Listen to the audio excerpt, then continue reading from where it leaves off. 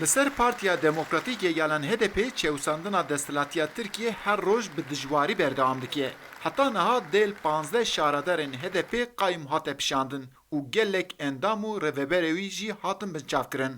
Parlamenterên HDP Ömer Öcalan dema balê dikişîne ser êrişên HDP radigihîne ku ev êrîşana sala 2016 da dest pêkiriye û heta niha jî qat bi qat zêde bûye. Öcalan da dexuya kirin ku dewlet bi van êrîşan dixwaze pêşiya vêna gelê Kurd bigire. 2016 ev qayyum dawiya 2016 dest pê kiribû. Derdora sed şaredarê me devlete qayyum avêtî bû ser. Ev qayyum vek îrada gel hate gaspkirin. Dema hilbijartin li welatekî hebe devletekî demokratîk da bi îrada gel merî were hilbijartin, merî bibe parlamenter an jî bibe hevserokên şaredarî. Hevcedarî heye ev mirovna bi hilbijartinê dîsa herin. Dema li ve dere dibe Kurd, dema dibe îrada Kurda, dema dibe fikr û romanê Kurda mixabin êrişek mezin ser îrada gelê Kurd heye. Nêzîkbûna siyaseta Tirkiye ya beremberî Kurdan bi taybetî jî ya ser HDP her roj ber bi nediyariyê ve diçe. Parlamenterên HDP Öcalan da dexuya kirin ku Tirkiye hebûna xwe ser tunebûna Kurdan saz kiriye.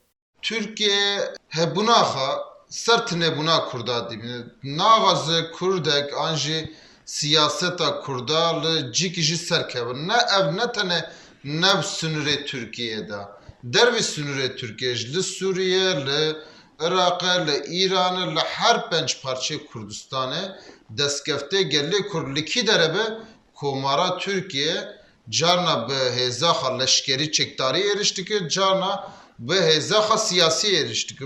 Divan demên dawî da ji aliyê rêxistinê Kurdan dengê yektiya Kurdan bilind dibe. Di vî warî da parlamenterên HDP Öcalan jî van bangê yektiyê gelek girîng dibîne û dibêje yektiya Kurdan dê bibe hebûna Kurdan. Ne cotme heşinda bi rastî ev hestan gelek ciya derketin pêş her çar parçeyê Kurdistanê la Awropa Kurdek li kî derê jiyan bike ji bo yekîtiya Kurda helbesta xwe nîşan da ev ruhê netewî lazim e derkev pêş ev ruhê netewî dema xwe birêxistin bike ji bo berjevendiya hemû Kurda gavna bavê ji gelê Kurd sed sala bistiyekemîn de bige armanca xwe. Kurd herçiqas qadeka awarte da derbas bibin jî lê di vê rewşê da xilasiya xwe di yektiya xwe da dibînin. Êrişên ku li ser Bakur û Rojhilatê Sûriyê pêk hatin rewşeka xirab bi xwe re bîne jî di aliyê din da jî hestekî yektiya Kurdan derxist pêş. Eyüp Demir, Dengê Amerîka, Ankara.